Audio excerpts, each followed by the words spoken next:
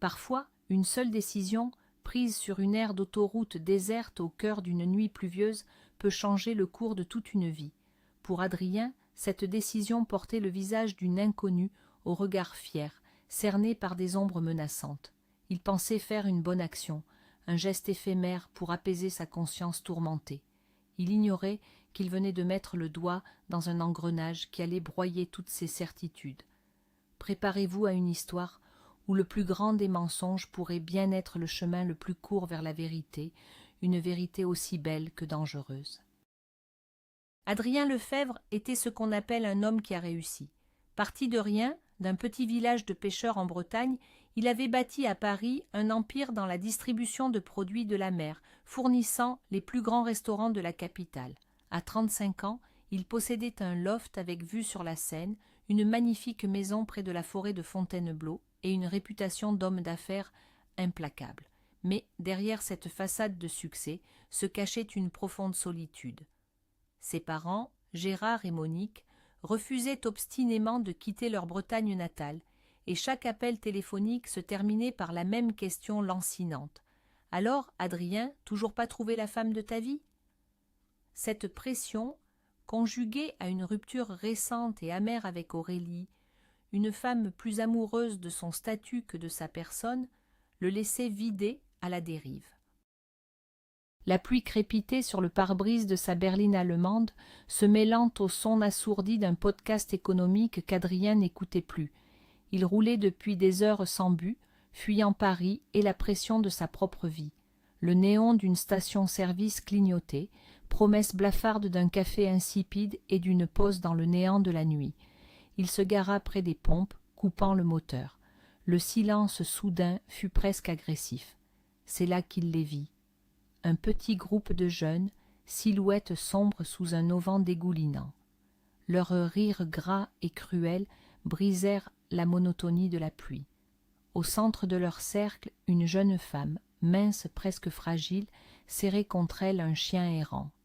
La lumière crue des projecteurs illuminait ses cheveux roux et la détermination farouche dans son regard. Adrien sentit une vague de fatigue l'envahir. Il voulait juste son café, il voulait juste rentrer chez lui. Mais quelque chose dans la posture de cette fille, un mélange de peur et de défi, l'empêcha de détourner les yeux. Une part de lui, celle qui avait lutté pour sortir de son village breton, reconnut cette lueur de combat. « Allez, lâche le clébard et sois gentil », lança le plus grand du groupe, s'approchant d'un pas faussement nonchalant. La jeune femme recula d'un pas, resserrant son étreinte sur l'animal qui tremblait. « Laissez-moi tranquille », sa voix était basse, mais ferme. Un autre ricana. « On veut juste discuter, jolie rousse. Tu as l'air d'avoir froid, on peut te réchauffer. » Le sous-entendu était lourd, poisseux. Adrien soupira. Il n'avait aucune envie de jouer les héros. Sa journée au bureau avait été un cauchemar de négociations et de chiffres. Il était épuisé. Pourtant, il sortit de sa voiture. Le bruit de la portière claquant dans la nuit attira leur attention. Les têtes se tournèrent vers lui. Ils virent un homme grand, en costume coûteux mais froissé, le visage fermé. Un prédateur d'un autre genre, celui des salles de conseil, pas des parkings sordides. Il marcha calmement vers eux, ses chaussures en cuir faisant un bruit mat sur l'asphalte humide. Il ne dit rien, se contentant de les regarder, un par un, avec un calme glacial qui était bien plus intimidant que n'importe quelle menace. « Un problème ?» demanda Adrien d'une voix neutre. Le meneur toisa Adrien de haut en bas, tentant de jauger le danger. « Ça ne te regarde pas, le bourgeois. Occupe-toi de tes affaires. » Adrien ne sia pas. Il fit un pas de plus, entrant dans le cercle de lumière. « Cette jeune femme est avec moi, » mentit-il sans la moindre hésitation. « Elle m'attend. Alors maintenant, si vous voulez bien nous excuser. » Il y eut un silence tendu, seulement brisé par le bruit de la pluie. Le groupe échangea des regards incertains. L'assurance d'Adrien, son costume qui criait l'argent et le pouvoir, et peut-être la fatigue dans ses yeux qui ressemblaient à un dangereux détachement, suffirent à briser leur cohésion. Le meneur haussa les épaules. « Pff, pour ce que ça vaut. » Et, grommelant, le groupe se dispersa, retournant à leur vieille voiture cabossée. Adrien se tourna alors vers la jeune femme. Elle le regardait, le menton haut, mais il pouvait voir le tremblement de ses mains. « Merci, murmura-t-elle. Il fit un signe de tête. « Montez, je vous dépose quelque part. » Dans l'habitacle de la voiture, l'odeur de la pluie et du chien mouillé remplaça le parfum discret du cuir. Le silence s'installa, lourd. Le chien, recroquevillé à ses pieds sur les tapis de sol, s'était endormi. « Je m'appelle Chloé, » dit-elle finalement, pour briser la glace. « Adrien, » répondit-il, les yeux fixés sur la route qui défilait. « Où est-ce que je vous emmène, Chloé ?» Elle hésita. « N'importe où, loin d'ici. » Son ton était si chargé de désespoir qu'Adrien se sentit obligé de la regarder. Son visage était fin, parsemé de quelques taches de rousseur, mais ses yeux verts semblaient porter une maturité bien au-delà de son âge. « Je n'ai nulle part où aller, » avoua-t-elle dans un souffle. Adrien se sentit mal à l'aise. Il n'était pas préparé à ça. Il se racla la gorge. « Vous vous êtes disputé avec vos parents ?» Chloé eut un petit rire sans joie. « On peut dire ça. » Elle se tourna vers la vitre, regardant les gouttes de pluie dessiner des chemins sinueux. Et lentement, comme une vanne qu'on ouvre avec précaution, l'histoire commença à couler. Elle venait d'un petit village de Normandie. Sa mère, infirmière, s'était remariée avec un homme, Boris, un mécanicien au sourire mielleux et aux mains baladeuses. Chloé raconta les soirées où sa mère était de garde. Les gestes déplacés de son beau-père, d'abord une main sur l'épaule puis sur le genou. Elle avait essayé de repousser ses avances, de plus en plus insistantes. Un soir, il était allé trop loin. Elle s'était débattue et avait réussi à s'enfuir de la maison. Le pire fut la réaction de sa mère. Quand Chloé, en larmes, lui avait tout raconté, sa mère avait refusé de la croire. « Tu es une égoïste, » lui avait-elle dit. « Tu essaies de détruire mon bonheur. Boris est un homme bien, il ne ferait jamais une chose pareille. C'est toi qui le provoques. » Ces mots, plus que les gestes de Boris, avaient brisé quelque chose en elle. Sa mère, son unique ancre dans le monde, l'avait accusée, l'avait sacrifiée pour son propre confort. Elle avait compris qu'elle n'avait plus sa place dans cette maison qui n'était plus la sienne. Elle avait fait son sac à la hâte cette nuit-là, ne prenant que quelques vêtements, ses papiers et les quelques économies qu'elle avait. Elle était partie avec l'idée folle de retrouver son père qui vivait près de Lyon. Il ne s'était pas vu depuis des années, mais elle s'accrochait à ce mince espoir. Elle avait pris un train, puis un autre. Mais en arrivant à la gare de Lyon-Pardieu, dans la confusion de la foule, quelqu'un lui avait arraché son sac. Elle avait perdu son téléphone, son argent, tout, sauf son passeport qu'elle avait gardé dans la poche de sa veste. Sans ressources, sans contact, elle avait erré pendant 2 jours, dormant dans des halls de gare, mangeant ce qu'on voulait bien lui donner. C'est en chemin, près d'une supérette, qu'elle avait trouvé ce chien abandonné, aussi perdu qu'elle. Elle lui avait donné le reste de son sandwich et il ne l'avait plus quitté. Elle avait décidé de remonter vers le nord, sans trop savoir pourquoi. Peut-être parce que le nord lui semblait plus honnête, plus rude, moins indifférent que le sud. Lorsqu'ils arrivèrent devant le portail de sa propriété à Fontainebleau, Chloé resta sans voix. Une longue allée éclairée menait à une maison d'architecte, un mélange de bois, de verre et de pierre, nichée au milieu d'arbres centenaires. Le luxe discret et moderne du lieu contrastait violemment avec la misère de sa situation. Le portail s'ouvrit en silence. « Nous y sommes », dit simplement Adrien. Il gara la voiture devant la maison et coupa le contact. La pluie s'était calmée. « Écoutez, » commença-t-il, l'air tout aussi mal à l'aise qu'elle. « Il y a une maison d'amis au fond du jardin. Elle est vide. Vous y trouverez tout ce qu'il faut. Une salle de bain, une petite cuisine. Vous pouvez y rester, le temps de vous retourner. » Chloé le dévisagea, cherchant le piège. Personne n'était aussi généreux sans contrepartie. « Que voulez-vous en échange ?» demanda-t-elle, sa méfiance reprenant le dessus. Son ton direct sembla surprendre Adrien. Il la regarda, vraiment, pour la première fois. Il ne vit pas une victime, mais une survivante. Adrien marqua une pause, réfléchissant. L'idée lui vint spontanément, presque comme une évidence. « J'ai besoin de quelqu'un pour s'occuper de la maison, » dit-il. « Une gouvernante. Je suis rarement là. La maison est grande, elle prend la poussière. Nettoyage, quelques courses, préparer un repas de temps en temps quand je rentre tard. c'est un travail. Je vous paierai un salaire, et vous serez logé. » Il voyait bien qu'il improvisait, mais la proposition semblait cohérente. Pour lui, c'était une façon de rationaliser son geste, de mettre une distance professionnelle entre eux. Pour elle, c'était une porte de sortie, une chance de retrouver sa dignité. Chloé resta silencieuse, pesant le pour et le contre. Cet homme était un inconnu. Mais la rue était une certitude bien plus effrayante. Elle regarda le chien endormi, qui avait commencé à ronfler doucement. Elle lui devait bien un toit. « D'accord, » accepta-t-elle finalement. « J'accepte votre offre d'emploi. » Adrien sentit un étrange soulagement. Il venait de compliquer sa vie d'une manière qu'il ne mesurait pas encore, mais pour la première fois depuis des jours, il avait l'impression d'avoir fait quelque chose qui avait du sens. La maison d'amis était un petit bijou de design minimaliste, un grand studio avec un lit confortable, une kitchenette équipée et une salle de douche moderne. Tout était impeccable, propre et terriblement impersonnel. Cette nuit-là, après la douche la plus longue et la plus chaude de sa vie, Chloé s'enroula dans des draps qui sentaient la lessive fraîche. Le chien, qu'elle avait baptisé Brioche, dormait sur un tapis à côté du lit. Pour la première fois depuis des semaines, elle se sentait en sécurité. Le silence de la forêt qui entourait la propriété était profond, apaisant. Elle n'entendait plus les bruits de la ville, les sirènes, les cris. Elle entendait le vent dans les arbres.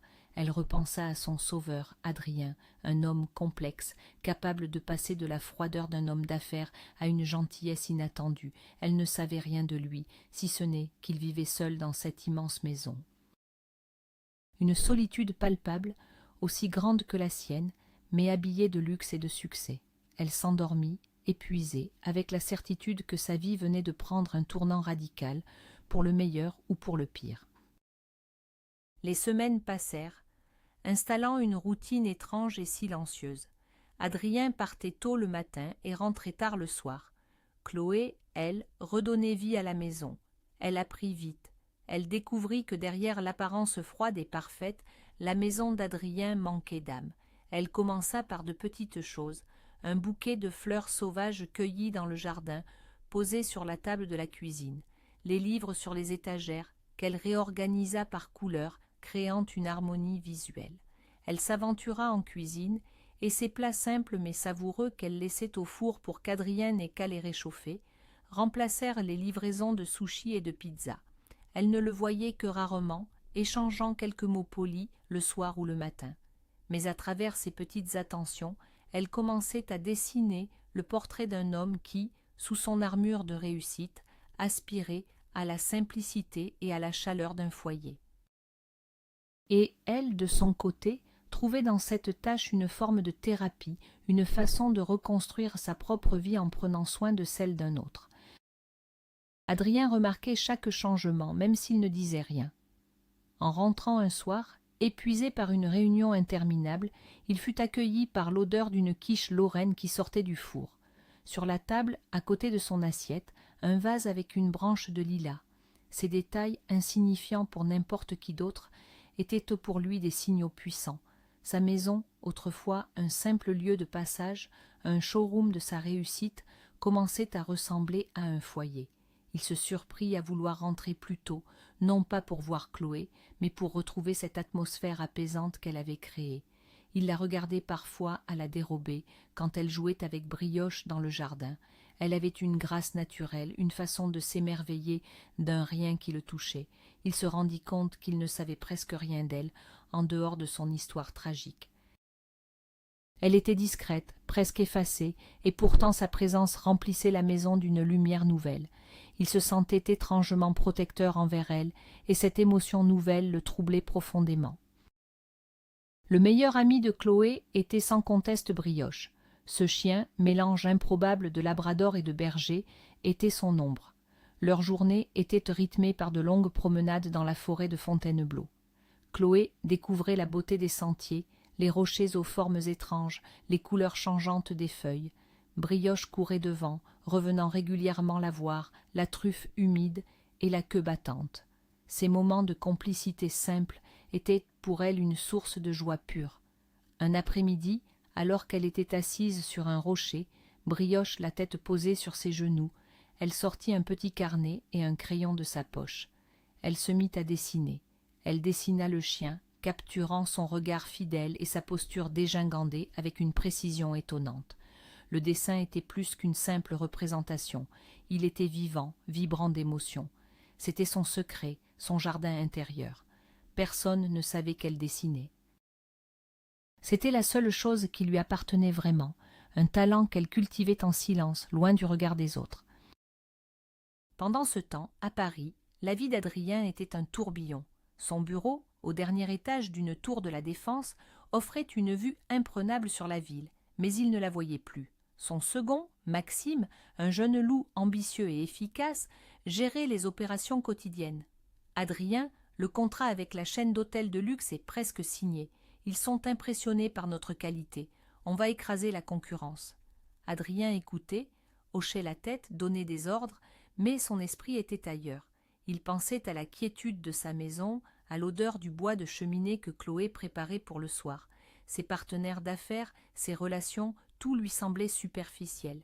Il parlait de millions, de marge, de stratégie, mais aucun d'eux ne semblait réellement vivre. Ils existaient dans un monde de chiffres et de performances, et lui, qui avait tant désiré ce monde, commençait à s'en sentir profondément étranger. Le silence de Chloé lui semblait plus riche de sens que toutes les conversations qu'il avait dans une journée. Un soir, en rangeant de vieux dossiers, Adrien tomba sur une photo de lui et d'Aurélie, prise lors d'une soirée mondaine. Ils souriaient, tous les deux, mais leur sourire n'atteignait pas leurs yeux. Il se souvint de leur dernière dispute. C'était dans un restaurant étoilé. Elle se plaignait de la couleur de la nouvelle voiture qu'il venait de lui offrir. « Le gris, c'est tellement commun, Adrien. Je voulais le blanc nacré. » Il avait compris, à ce moment-là, que leur relation n'était qu'une transaction. Il lui offrait un style de vie, elle lui servait de faire valoir. Il avait rompu le soir même. Sa réaction avait été froide, calculatrice. « Tu le regretteras, Adrien, tu finiras seul. » Ces mots résonnaient encore en lui. Avait-elle raison? Il compara mentalement l'exigence glaciale d'Aurélie à la discrétion chaleureuse de Chloé. Chloé ne demandait rien. Elle ne faisait que donner, à sa manière silencieuse. Il déchira la photo et la jeta à la poubelle. C'était un chapitre de sa vie qu'il voulait définitivement clore. Le déclic se produisit un samedi après-midi. Adrien était rentré plus tôt que prévu et, ne trouvant Chloé ni dans la maison, ni dans le jardin, il était allé frapper à la porte de la maison d'amis. Pas de réponse. La porte était entr'ouverte. Poussé par la curiosité, il entra. Chloé n'était pas là, mais sur la petite table, un carnet à dessin était ouvert. Il s'approcha, hésitant à violer son intimité. Mais ce qu'il vit le cloua sur place. Des dizaines de dessins, des portraits au fusain d'une intensité incroyable, les voisins qu'elle avait croisés, le facteur, des inconnus dans un village voisin. Et puis, il le vit, son propre portrait. Il ne posait pas, il n'était pas apprêté. C'était lui, un soir affalé dans son fauteuil, le regard perdu dans le vide, l'épuisement et la solitude gravés sur son visage. Elle l'avait capturé à son insu, avec une justesse psychologique terrifiante et bienveillante. Il se vit à travers ses yeux, sans phare, sans armure, et pour la première fois, il se sentit véritablement vu. Il referma doucement le carnet, le cœur battant, et repartit sans un bruit. Le téléphone sonna le lendemain matin, un dimanche. C'était sa mère, Monique. Sa voix, d'habitude si enjouée, était tendue. « Adrien, c'est papa. » Le cœur d'Adrien se serra. Il a fait un malaise hier soir en rentrant de la pêche. Les médecins disent que son cœur est très fatigué. Elle essayait de garder son calme, mais ils pouvaient entendre la panique sous-jacente. Ils nous ont parlé d'un grand spécialiste à Paris, à l'hôpital Georges Pompidou. J'ai pris les billets de train, on arrive mardi. La nouvelle le frappa comme un coup de poing. Son père, Gérard, ce roc, cet homme taiseux et fort qui lui avait tout appris, était fragile. L'idée de le perdre était insupportable. Il sentit une vague de culpabilité l'envahir. Il était si loin, si pris par sa propre vie. Il n'avait pas vu les signes, ou n'avait pas voulu les voir. « Ne t'inquiète pas, maman, je m'occupe de tout. Le meilleur médecin, la meilleure chambre, tout. » Mais il savait que ce n'était pas de ça dont son père avait besoin. Après avoir raccroché, Adrien fit les 100 pas dans son salon. L'immense pièce lui parut soudain froide et vide. Il pensait à son père. La plus grande fierté de Gérard, c'était la réussite de son fils. Mais sa plus grande inquiétude, il le savait, était de le voir seul. Chaque fois qu'il rentrait en Bretagne, la même conversation revenait. Un homme a besoin d'une famille, Adrien. Tout cet argent, ça ne te tiendra pas chaud la nuit. Adrien avait toujours balayé ces remarques d'un revers de main, mais aujourd'hui, face à la maladie de son père, ces mots prenaient un poids terrible. Il voulait lui offrir quelque chose, un dernier bonheur, une lueur d'espoir qui l'aiderait à se battre. Il voulait que son père le voie heureux, comblé. Et c'est là que l'idée, folle, absurde, désespérée, germa dans son esprit, une idée qui avait le visage et les cheveux roux de la jeune femme qui vivait au fond de son jardin. Le soir venu, il traversa le jardin, le cœur battant comme s'il allait à un rendez-vous capital. La lumière était allumée dans la maison d'amis. Il frappa à la porte. Chloé ouvrit, surprise de le voir. Elle portait un simple jean et un pull, les cheveux attachés en un chignon désordonné. Elle était en train de dessiner. « Adrien, tout va bien ?» demanda-t-elle, voyant son air grave. « Entrez ?» Il entra dans la petite pièce qui, contrairement à sa grande maison, dégageait une chaleur et une vie palpables. Des livres étaient empilés, des esquisses étaient punaisées au mur. « Chloé, j'ai besoin de vous parler, » dit-il, la voix plus rauque que d'habitude. Il s'assit sur la seule chaise disponible, l'air soudain trop grand pour la pièce. Il avait l'air perdu, vulnérable. C'était une facette de lui qu'elle n'avait jamais vue. Elle sentit son inquiétude grandir. Elle s'assit sur le bord de son lit, en face de lui, et attendit qu'il parle. « Mes parents arrivent à Paris mardi, commença-t-il. Mon père est malade, il va subir une série de tests. Il lui expliqua la situation, la fragilité de son père, son propre sentiment d'impuissance. Chloé l'écoutait en silence, son visage exprimant une compassion sincère. « Je suis vraiment désolé pour vous, Adrien. » Il hocha la tête, reconnaissant. « Merci, mais ce n'est pas pour ça que je suis là. » Il prit une profonde inspiration. « La seule chose qui inquiète mes parents plus que la santé de mon père, c'est ma solitude. Ils rêvent de me voir marié, heureux. Ça donnerait à mon père la force de se battre. » Il leva les yeux vers elle, et son regard était celui d'un homme au bord du gouffre. « Chloé, je vais vous demander quelque chose de complètement fou, et vous avez le droit de refuser, de me prendre pour un monstre. » Il marqua une pause. « Je veux que vous jouiez le rôle de ma fiancée. Juste pour la semaine où ils seront là. » Le silence qui suivit fut total. Chloé le regardait, les yeux écarquillés, incapable de formuler la moindre pensée. Adrien se lança dans un plaidoyer passionné, presque désordonné. Il lui expliqua que ce ne serait qu'une comédie. Personne d'autre ne serait au courant. Il la présenterait comme une artiste qu'il avait rencontrée, dont il était tombé follement amoureux. Il lui paierait une somme considérable, assez pour qu'elle puisse prendre un nouveau départ, s'inscrire dans une école d'art, être à l'abri pour des années.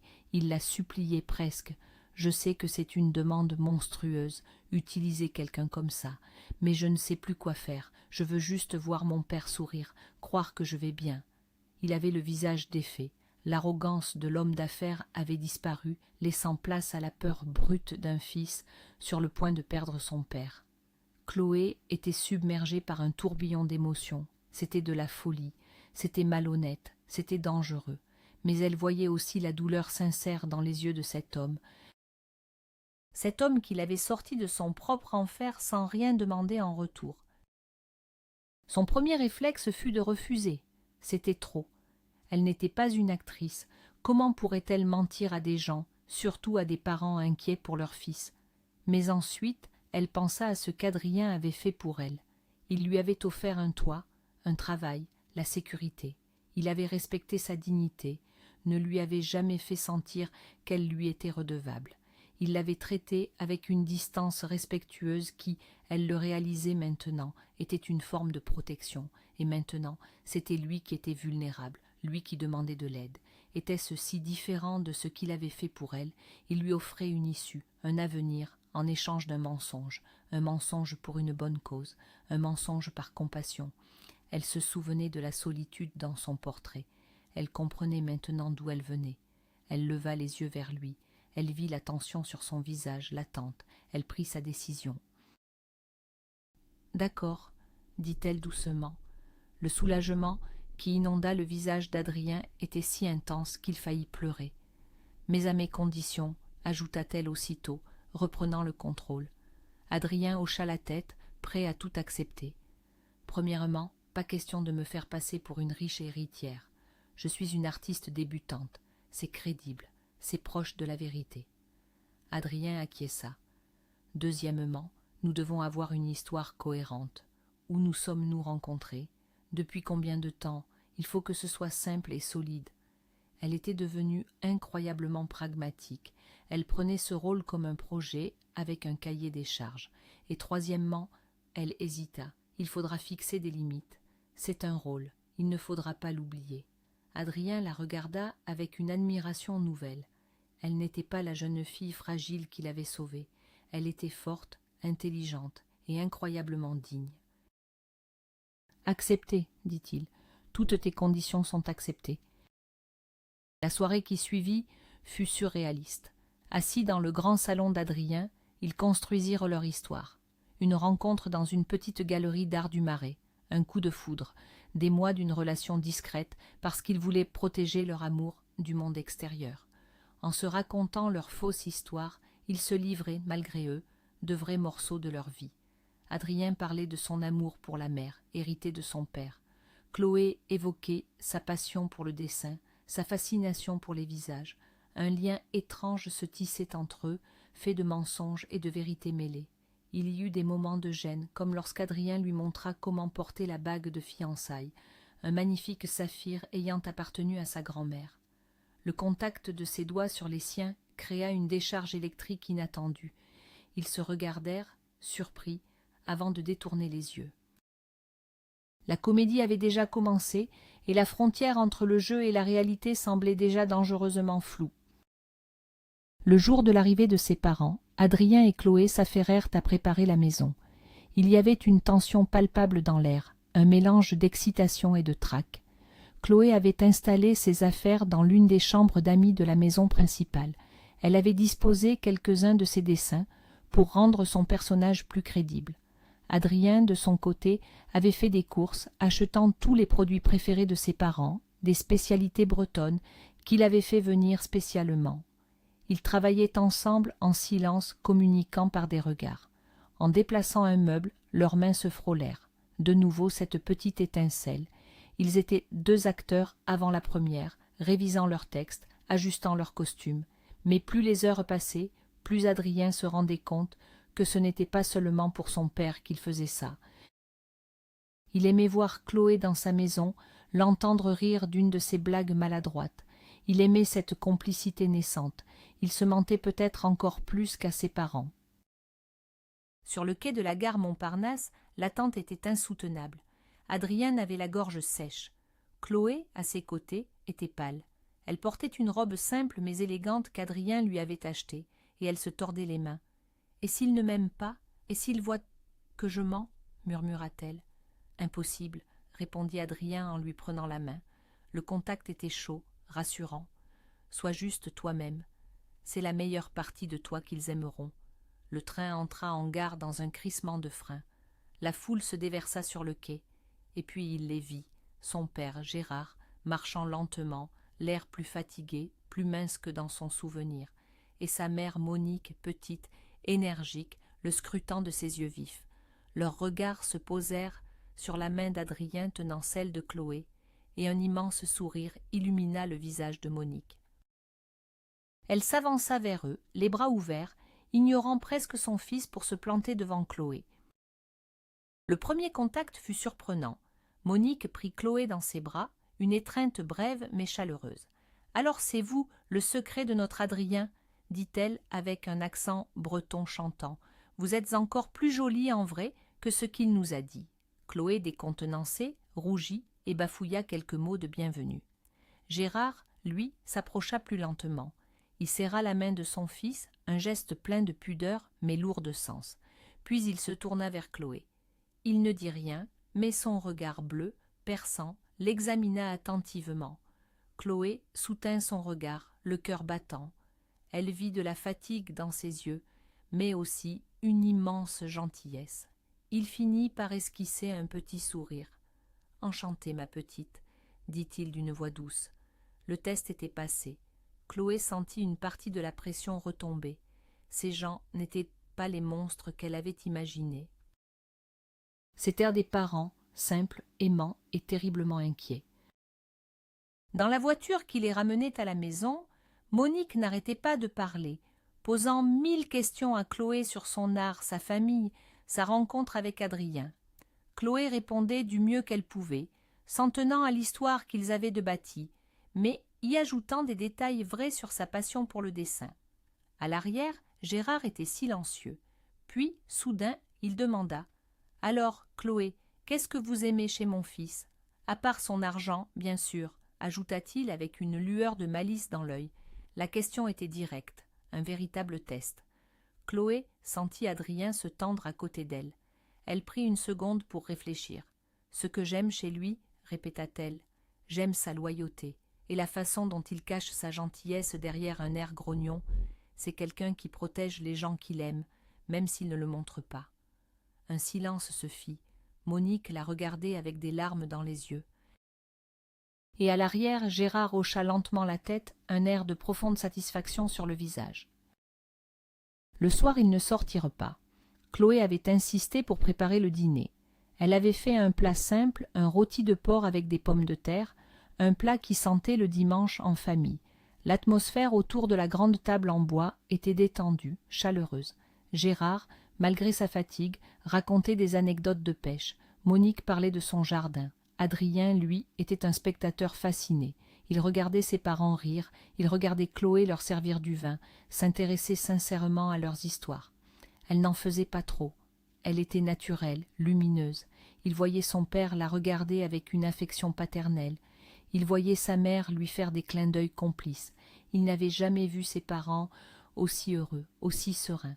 C'était exactement ce qu'il avait espéré. Mais une pensée troublante s'imposa à lui. Ce bonheur était basé sur un mensonge. Un mensonge qui lui semblait de plus en plus réel, de plus en plus désirable. Plus tard, alors que ses parents étaient montés se coucher, Adrien et Chloé se retrouvèrent seuls dans le salon devant la cheminée. Le feu crépitait doucement. « Vous avez été parfaite, » lui dit-il. Sa voix était chargée d'une émotion qu'il ne pouvait dissimuler. « Mieux que parfaite, vous avez été incroyable. » Chloé le regarda. « Vos parents sont des gens merveilleux, Adrien. C'est facile d'être soi-même avec eux. » Ils se turent, regardant les flammes danser. Il se sentit submergé par une vague de gratitude et par quelque chose d'autre de plus profond qu'il n'osait pas nommer.